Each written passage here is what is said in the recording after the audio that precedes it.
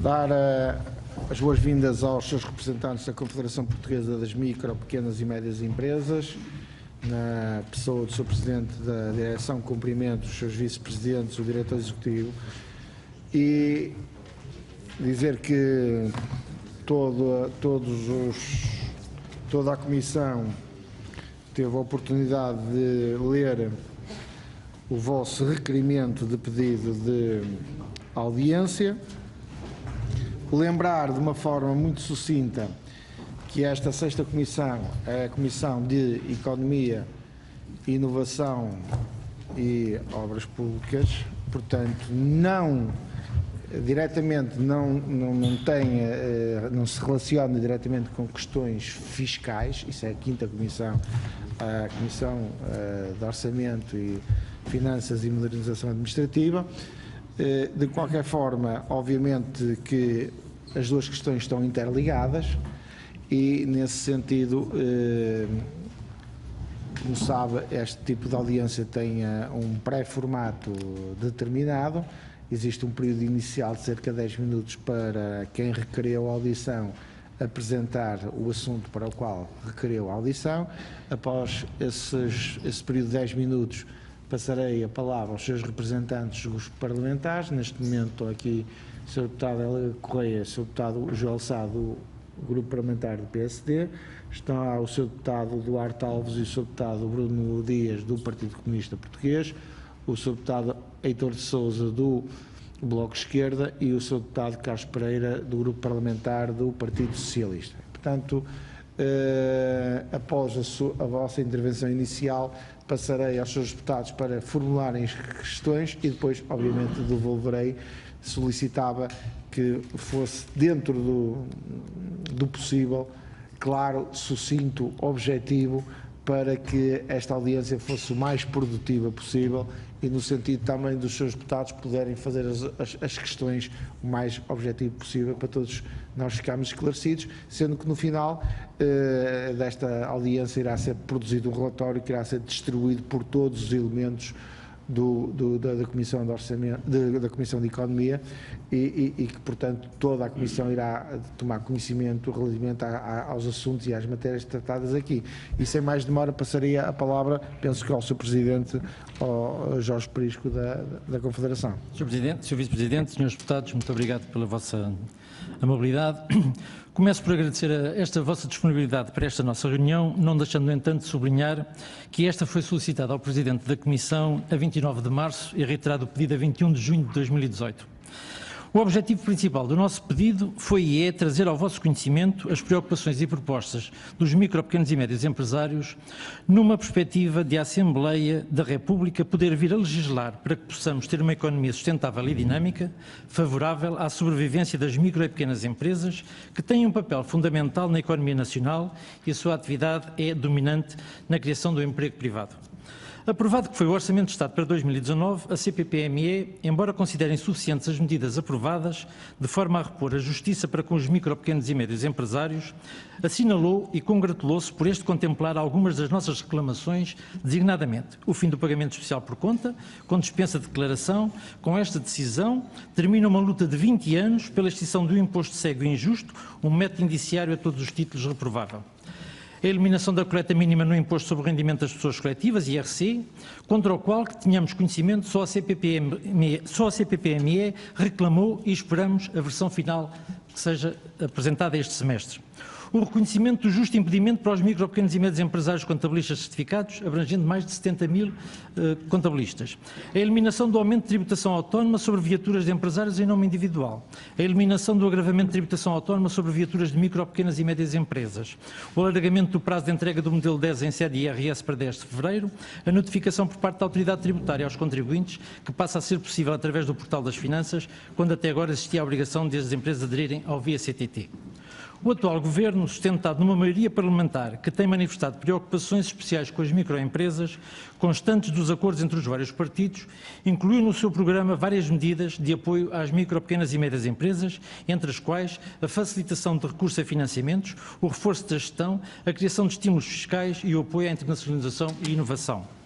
O que se tem verificado é que muitas das medidas por nós defendidas e que entendemos serem fundamentais para a atividade das micro, pequenas e médias empresas continuam ainda sem resposta, como sejam a descida das taxas de IVA da eletricidade e do gás para 6%, a revogação do regime de arrendamento urbano e criação de regime específico para o arrendamento não habitacional, a firme defesa da produção nacional e do consumo de produtos locais, a proibição de práticas bancárias abusivas, a criação de juros e spread a valores consonantes com a economia nacional, a defesa e o apoio ao setor dos táxis, a revisão do preço do gasóleo profissional e o seu alargamento a setores económicos, onde a grande percentagem dos custos operacionais são custos de transportes, é o exemplo nas empresas de reboque que chega aos 50%, a alteração do regime das cobranças de portagens, a redução do IVA da restauração nas bebidas, a aplicação do IVA de caixa, a redução do IVA de 23% para 21%, a redução do IVA nas carrinhas de caixa aberta, o IMI, valor metro quadrado no imobiliário não habitacional, a taxa turística, o fundo de compensação, como saber das suas aplicações, a criação de uma conta corrente entre o Estado e as empresas, que, recordo, foi uma promessa feita pelo secretário-geral do Partido Socialista, António Costa, que em carta dirigida aos empresários na campanha eleitoral o prometia. A necessidade de uma reforma fiscal é um imperativo inadiável. É urgente a compilação de legislação dispersa, não basta propalar o simplex quando depois continuamos a não ter informação objetiva. Tal como defendemos, o Governo devia ter tido uma das prioridades para o Portugal 2020, os apoios às micro, pequenas e médias empresas. O que se veio a verificar foi novamente a concentração dos apoios a empresas de maior dimensão. Nos quadros comunitários anteriores e no que está a decorrer Portugal 2020, as micro e pequenas empresas são praticamente arredadas do acesso aos fundos comunitários. Em reunião com os seus ministros e secretário de Estado da Economia, a 22 de abril de 2016, alertámos para o facto de ser necessário, junto à Comissão Europeia, a revisão de critérios. Na ocasião, o que nos foi dito é que tal já não era possível no atual quadro e que o Governo iria ter em conta na discussão do próximo quadro comunitário. Porém, o que se veio a verificar foi o contrário. Houve renegociação e reprogramação, sim, mas, na verdade, a continuar a não ter em conta as micro e pequenas empresas. À semelhança da audição pública realizada em Leiria a 24 de julho de 2018 pela 17ª Comissão, decorreu hoje na Assembleia da República uma conferência dedicada ao tema Inovação e Conhecimento, promovida na definição do novo quadro financeiro e plurianual da Estratégia Portugal 2030. Esperamos, tal como em Leiria tive a oportunidade de alertar, importa que seja feito um rigoroso balanço da execução do Portugal 2020 para que a realidade seja efetivamente reconhecida. As opções para a Estratégia Portugal 2030 só poderão fazer sentido se partirem da realidade nacional, sem subterfúgios nem manipulações. Nas opções para 2030 devem constar propostas sérias e objetivas, propostas que resolvam os graves problemas e estrangulamentos existentes, propostas direcionadas e fundamentais para o sistema produtivo nacional, que promovam políticas que garantam a sustentabilidade das micro, pequenas e médias empresas, de forma a garantir a criação de empregos com direitos e a dinamização da economia nacional. Os novos desafios do desenvolvimento regional e ordenamento do território exigem propostas articuladas e sustentáveis, que aproveitem os recursos disponíveis e garantam os valores sociais, culturais e ambientais, com medidas que contribuam para a sustentabilidade de muitas das micro, pequenas e médias empresas já existentes, que criarão certamente trabalho e riqueza, evitando mais desemprego, mais imigração forçada e situações de extrema pobreza. Sr. Presidente, Srs. Deputados, o desenvolvimento económico e a dinamização do mercado interno nacional passa sobretudo pelo apoio aos micro, pequenos empresários. As MPMEs estão enraizadas quer nas áreas urbanas, quer nas rurais. É necessário começar por defender esse enraizamento, essa presença, travando a sua preferização e, pior, a sua extinção. É preciso dinamizar o fluxo rural urbano a partir da presença da produção rural nos centros urbanos com uma presença de proximidade. É decisiva a abordagem da gestão e ordenamento do território no tocante às unidades económicas, ordenamento comercial, travando no que ainda é possível a total monopolização pela grande dimensão. A questão do arrendamento comercial, questão crucial para a sobrevivência, travamento do imediato despejo, com uma nova lei específica para este arrendamento que não deve estar misturado com o habitacional. É necessária a revitalização e modernização do setor do táxi, enquanto parte integrante do setor público dos transportes passageiros, tendo em conta os temas e posições já apresentados pelo setor. Não é possível continuar com situações gravosas, como de empresas têxteis subcontratadas, sobretudo no Norte, onde há dezenas de unidades em situação iminentemente de encerrar, caso o Governo não tome as medidas necessárias para salvar este setor. Temos conhecimento de que mais de uma dezena de empresas já fechou mesmo portas em concelhos como Faf, Guimarães ou Vizela, todas elas no distrito de Braga. O setor da confecção de vestuário tem sido o mais fustigado, fruto da profunda dependência económica de grupos multinacionais. Estão em casa essencialmente pequenas empresas que trabalham em regimes de subcontratação, sem qualquer regulamentação ou normas que as protejam das arbitrariedades dos contratantes, os grupos multinacionais, cuja quebra de encomendas vem provocar sérias dificuldades e ameaças a este setor. Nós, pela nossa parte, estamos neste momento a desenvolver, estamos a acompanhar muito de perto este assunto e estão previstas a realização de um conjunto de reuniões com empresários e com autarquias locais na zona, no sentido de ver que medidas é que se podem atuar. Daí que também seria uma forma de nós podermos apelar a esta Comissão que pudesse acompanhar de mais de perto esta situação. Não é compreensível manterem atrás o pagamento dos cheques dos livros escolares às livrarias, urge proteger os pequenos livreiros contra o monopólio dos grandes grupos editores. Urge, no setor automóvel, tratar o abuso da dependência económica por parte das companhias de seguros, face às oficinas de reparação e reboque, devendo estas últimas ter apoio ao gasóleo profissional. É neste sentido que a CPPME continuará junto à Assembleia da República e do Governo a reclamar a concretização das restantes medidas propostas nas 20 medidas para uma economia sustentável e dinâmica. Alguns dos temas por mim aqui abordados, constam de documentos que entregamos ao Sr. Vice-Presidente, solicitando que os possa mandar reproduzir e fazer chegar a cada um dos grupos parlamentares para um melhor... Obrigado, Sr. Deputado. Os seus representantes da CPPME para responder cerca de 10 minutos. Eu passo, vai usar a palavra o Vice-Presidente Afonso Luz, está bem? Sr. Vice-Presidente. Muito obrigado. Os meus cumprimentos a todos também. Aqui algumas questões. Nós, evidentemente, somos aqui porta-vozes das preocupações que os nossos associados nos fazem chegar, não é?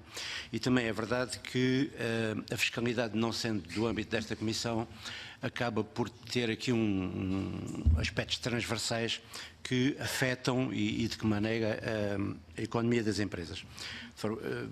Temos dificuldade em separar um bocado as coisas, não é? Pronto. Algumas das preocupações que nos têm sido, é verdade que nos últimos anos, não é, têm sido tomadas algumas medidas, quer no âmbito do Simplex, quer dos orçamentos de Estado, que têm favorecido de alguma maneira as micro, pequenas e médias empresas. No entanto, enfim, temos que continuar a dar passos nesse sentido e daí a insistência em algumas matérias. Duas questões, só para complementar também alguma coisa que foi dito, duas das questões que mais nos são colocadas, se calhar aquelas mais prementes, têm a ver com o papel da banca, não é?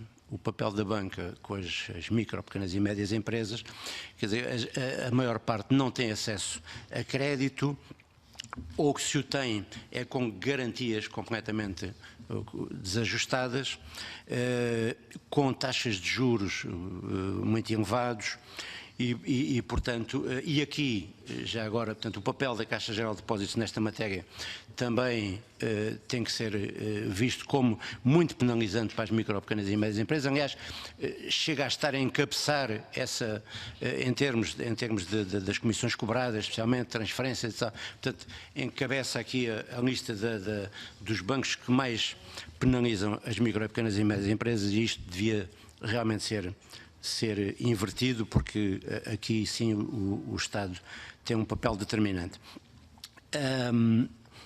Depois, uma outra questão que muito preocupante é a questão do arrendamento não habitacional. Esta questão tem que ser revista rapidamente, porque tem levado ao encerramento de muitas empresas que de facto não conseguem assumir novas rendas com valores despropositados, especialmente aqui nas grandes metrópoles de Lisboa e Porto, nas grandes áreas metropolitanas, ainda com piores efeitos. Relativamente a algumas questões que aqui foram colocadas, há matérias onde de facto não se avançou nada. A questão do apoio social ao empresário, não, portanto, ao empresário, portanto, está inscrito como um trabalhador normal, e desconta naturalmente e depois tem acesso a apoio social, ou então isso não acontece, especialmente em caso de insolvência. Então, legislação centralizada das micro, pequenas e médias empresas, também, como o deputado Bruno Dias também referiu, também aqui não houve avanços nesta questão. Portanto, de facto, o IAPMEI aqui podia ter um papel importante, mas vamos continuar a insistir nestas matérias. Mais questões que foram aqui colocadas e que eu poderia... a questão, de facto, as empresas e as pequenas e médias empresas, então, e as micro em especial, têm muita dificuldade em fazer face a estas necessidades que têm a ver com a contabilidade, os ficheiros SAFT, a faturação eletrónica vai ser outro problema. Isto foi agora um bocado diferido no tempo, mas virá. E deixa, de facto, a autoridade tributária com uma informação que quase que dispensariam os contabilistas, não é? Portanto, ficam perfeitamente na mão da autoridade tributária. Não sei até que ponto é que isto não será desmotivador também para muitas atividades, e especialmente para aqueles que têm que suportar custos que não são compatíveis com o nível de atividade que têm.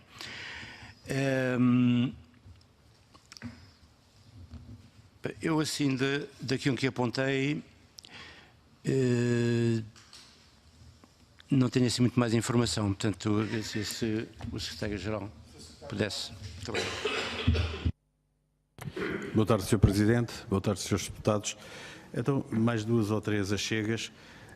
Partindo desta ideia, nós tínhamos plena consciência de que a fiscalidade trata-se em outra sede, mas é completamente impossível tratar da economia sem pensar nisso.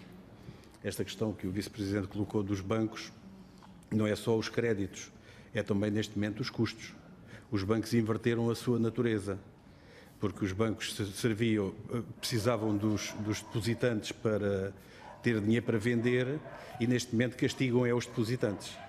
Portanto, aliás, nós vimos as contas bancárias, os saldos dos bancos, e verificamos que a principal fonte de receita deles é junto dos depositantes. Isto um dia tem que ser alterado, porque senão um dia o boneco está de pernas para o ar. Depois, na altura, quando pedimos a reunião à Comissão, tínhamos muito em vista o Orçamento de Estado para 2019. O tempo foi passando, neste momento concreto, Vossas Excelências já não vão aprovar mais nenhum Orçamento de Estado. Mas há muita coisa que podem fazer até terminar a legislatura. Eu, por exemplo, dava estes 2 exemplos que são de uma importância extraordinária, que não custam dinheiro, não é preciso estar lá no Orçamento de Estado. A conta corrente entre o Estado e as empresas. Quer dizer, é completamente impossível pensar-se que isto é um Estado de Direito quando, por exemplo, nós tínhamos aí há dias um empresário que devia ao Estado 40 mil euros. Segurança Social, etc, etc. Mas o Estado devia-lhe 200 mil. E se ele não pagasse imediatamente, era logo penalizado. Ora, isto tem que ser resolvido. Isto não custa dinheiro, é acerto de contas, não é? Outro é da compilação da legislação. Vossas Excelências sabem tão bem como nós, ou até melhor, que um microempresário, e até correspondem logo a 70% dos empresários em Portugal, não tem condições de estar preparado para responder a todas as questões que se lhe colocam, que é uma floresta completa de questões. Ora, este trabalho, os ministérios têm staff, portanto têm um conjunto de quadros que podiam ser direcionados durante um determinado tempo para compilar a legislação fundamental, aquela que é fundamental, que até depois podia ajudar muito o facto de a Assembleia da República ver o que é necessário corrigir, eliminar estes... Porque deve haver muitas leis e muitos decretos que mais valia serem eliminados. Não fazem falta nenhuma. E nasciam outros muito mais práticos. No entanto, gostava de registrar aqui, porque a Confederação faz reuniões por todo o país e eu sou um dos que estou presente na maior parte das reuniões com empresários por todo o país, gostava de vos trazer aqui um testemunho de que houve uma melhoria, houve sobretudo do ponto de vista psicológico, o comércio, a restauração, sentiu uma melhoria, mas estamos muito longe de termos uma situação favorável. Designadamente a nível de lojas, continuam a fechar milhares e milhares por dia. A densidade das grandes superfícies é tal, continua a crescer, por todo lado, continuam agora com outra dimensão, que estão a ocupar o espaço todo. E aqui não é só um problema de economia, e é efetivamente um problema de economia porque empregam muita gente. É também um problema de segurança das cidades. Se as cidades deixarem de ter serviços, se for tudo para os centros comerciais na periferia, tornam-se perigosas, tornam-se inseguras. E provavelmente ficam lá os cães a passear e quem tem os animais também a passear. Nós, o documento que entregámos na vossa pasta é o documento que tínhamos para o Orçamento de Estado e, portanto, está datado. Os documentos temáticos que entregámos ao Sr. Presidente para depois fazer fotocópia, pedíamos que, se tivessem a oportunidade, dessem atenção, porque são documentos deste tipo. Um sobre a indústria. Nós, na Confederação, temos a ideia de que o país não pode sair da situação em que está, que é uma situação difícil, se não reindustrializar o país e aproveitar as riquezas que tem. Aliás, estamos convencidos que o comércio, a restauração e os serviços precisam de indústrias para criar empregos, para depois ter dinheiro para consumir. Porque o grande problema do comércio é a caixa, é faturar, é fazer dinheiro. Não é? Depois temos um documento sobre o Simplex. E reparem, por exemplo, a apreciação que fazemos na Confederação é que aquele projeto do Governo, que era para dinamizar a economia, que era o Plano Nacional de Reformas, que abrangia a indústria 4.0 e abrangia as startups, abrangia o Simplex. Eu gostava de vos transmitir aqui uma experiência que tivemos, que foi, no primeiro Simplex, que foram 350 e tal medidas, a Confederação reuniu com a Secretária de Estado, que agora é Ministra da Cultura, 15 dias antes do Simplex ser anunciado. E apresentámos 8 medidas só. Nem sequer sabíamos que iam ser 350 e tal medidas. Dissemos à Sra. Secretária de Estado, à Doutora Graça Fonseca, que tínhamos aquelas 8. Está aí o documento, que depois vão ter acesso a ele. 8 só. A Sra. Secretária de Estado disse que iam ter em atenção, etc. Fomos à apresentação, ali em Sete Rios, do Simplex de 2017. Estão lá 340 e tal medidas e, por pouca sorte, não está nenhuma das 8 que a gente propôs. Quer dizer, é preciso ter uma pouca sorte do caraças, desculpem lá o termo. Só propusemos 8 e das 340 e tal, não há uma das 8. O que é que isto quer dizer? É que o Simplex e o segundo, que foi apresentado no início de 2018, vai no mesmo caminho, são só 150 e tal medidas, é que é um Simplex que não é para a economia portuguesa. É um Simplex, sobretudo, direcionado para modernização de sistemas operativos, dos ministérios, um conjunto de coisas, não é? E não estão lá as 8 medidas que nós propunhamos. Só mais um exemplo. Na hotelaria, eu penso que sabem, mas que não somos só nós que dizemos isto que vos vou dizer. A Aresp está de acordo connosco, nós temos relações bilaterais e amistosas. Nós recenseámos cerca de 105 formalidades para abrir um restaurante como deve ser. E todas a pagar. Quer dizer, que país é este? Depois os restaurantes ainda precisam ter lá uma parede à entrada com mais 10 ou 20 papéis, o horário, as férias, os preços, por aí fora. Quer dizer, isto é um país que diz que está num Simplex, mas se, entretanto, não estiver lá isto tudo, o cartaz do livro de reclamações, etc., podem levar, chega lá à autoridade e podem levar uma multa enorme. Portanto, era preciso que houvesse consciência de que o Simplex não simplificou a economia. Se não digam-nos onde é que simplificou. Nas nossas contas e na nossa experiência não simplificou. Portanto, os problemas continuam bastante grandes. Aliás, as empresas que se estão a formar, os seus deputados que têm esses dados como nós, 80% são microempresas.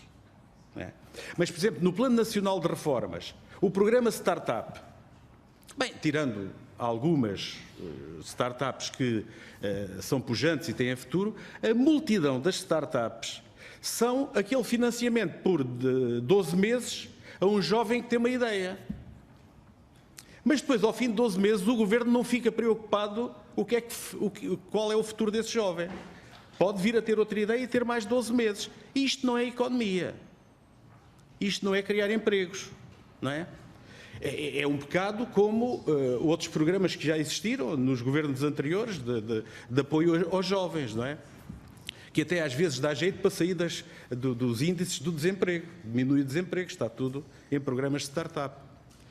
E, portanto, a nossa preocupação é muito grande. Este Plano Nacional de Reformas precisava também de ser apreciado, não é?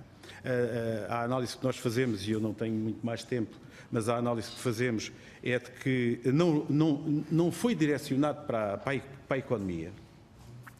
E nós temos consciência que as exportações são importantes, mas vamos lá ver. A Autoridade Tributária e Aduaneira e o INE dizem que há 1.100.000 empresas, não é? E que 1 milhão são microempresas. E que Portugal tem entre 20 a 25 mil empresas que exportam. Então quer dizer que ainda há 1 milhão e tal que não exporta, porque também não é fácil exportar. Mas imaginemos que há um aumento de 50%. Dava-se aqui um boom especial e havia um aumento de 50% de empresas a exportar. Só passavam para 30 mil. Portanto, as políticas económicas têm que ser direcionadas para quem faz a economia em Portugal, que é 1.100.000 empresas, e não têm sido. O labirinto de impostos, de coimas, etc., que estão neste momento presentes. Aliás, nós temos boas relações com a Ordem dos Contabilistas Certificados, eles também têm preocupações grandes, que penso que Vossas Excelências conhecem. Isto precisa de haver aqui medidas, porque depois, dos 4 milhões e meio da população ativa, 1.500.000 são empresários, porque se há 1.200.000 empresas e se 300.000 são sociedades por cotas, têm pelo menos mais um sócio, não é? Isto é fundamental para a economia portuguesa. Claro que depois, se a maior parte das empresas é direcionada para o mercado interno, o poder de compra também é importante. E a animação que se deu no comércio, na restauração, etc., foi muito porque houve aqui melhorias, mas muito pequenas, de salários, de pensões, não somos alheios a isso, não é? Portanto, Srs. Deputados, Sr. Presidente, eram estas as achegas que eu queria dar. Muito bem.